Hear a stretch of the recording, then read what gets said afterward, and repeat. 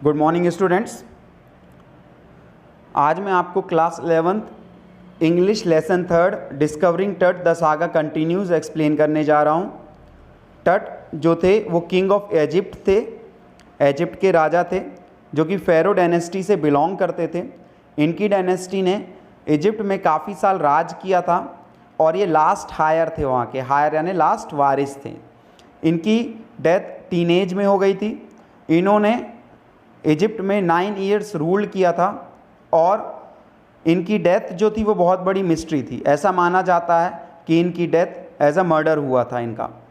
और 1992 में 3003 ईयर्स बाद इनके टॉम को हॉवर्ड कार्टर ने खोजा था, फाउंड किया था। इनके टॉम जहाँ पर इनको ममीफाइड किया गया था।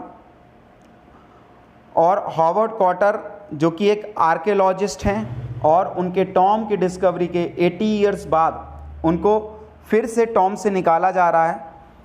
उनकी मौत का रहस्य पता करने के लिए, उस मिस्ट्री को सॉल्व करने के लिए, सिटी स्कैन करने के लिए उनको निकाला जा रहा है। अमेनहोटेप III हिज ग्रैंडफादर, टट के ये दादाजी थे। इन्होंने फ़ेरो डायनेस्टी से बिलोंग करते थे और इजिप्ट में इन्होंने काफ़ी साल राज किया था और एक काफ़ी स्ट्रॉन्ग रूलर थे। इन्होंने वहाँ पर 40 ईयर्स समथिंग रूल किया था। देन उनके बाद अमेनहोटेप IV आए जो कि इनके सन थे, जिन्होंने अपना नाम चेंज करके अकेनेटन कर लिया था। उन्होंने काफ़ी सारे चेंजेस किए थे। उन्होंने रिलीजियस कैपिटल जो थेब्स थी उसको चेंज करके अमरना कर दिया था और जो वहाँ के गॉड थे आमुन, उनकी इमेजों को उन्होंने तोड़ दिया था और उनके मंदिर वहाँ पर बंद करवा दिए थे। और अमेनहोटेप IV के बाद किंग सेमेन खाकरे आए। इनका कोई ऐसा रिकॉर्ड नहीं है, बहुत कम समय के लिए आए थे एक्चुअली में। और उसके बाद जो राजा आए उनका नाम था ट्यूटनखामुन, जिन्हें हम टट कहते हैं। और ट्यूटनखामुन की बॉडी, ममीफाइड बॉडी को जब निकाला गया तो ऐसा कहा गया कि वहाँ पर बहुत सारा गोल्ड और वेल्थ भी पाया गया। कार्टर, उन्होंने काफ़ी साल बाद उसे निकाला था। उनकी जो टॉम थी वो रॉक कट, मतलब एक चट्टान के अंदर 26 फीट अंदर वो उनकी ममीफाइड बॉडी पाई गई।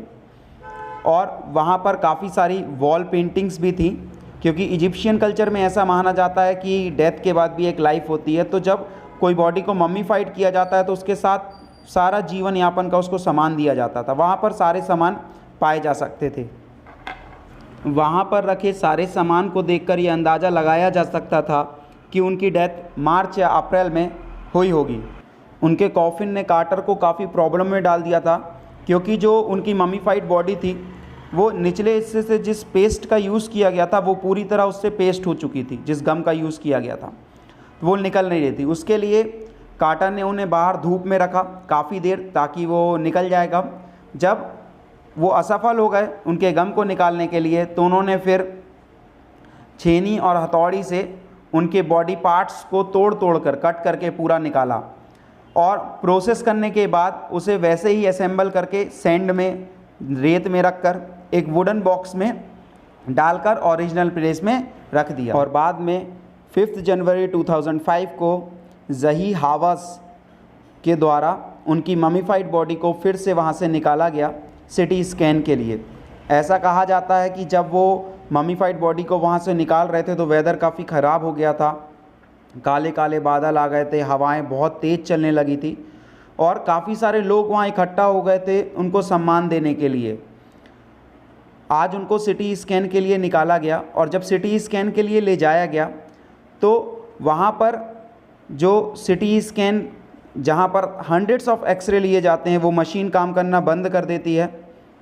स्पेयर में कुछ फैंस रखे हुए थे, उनका यूज़ करके उसको सिटी स्कैन किया गया और वापस से उसको ओरिजिनल प्लेस में डाल दिया गया, जहाँ आज भी उनकी ममीफाइड बॉडी रखी हैं। Rest in peace. So students, ये था आपका सेकेंड चैप्टर।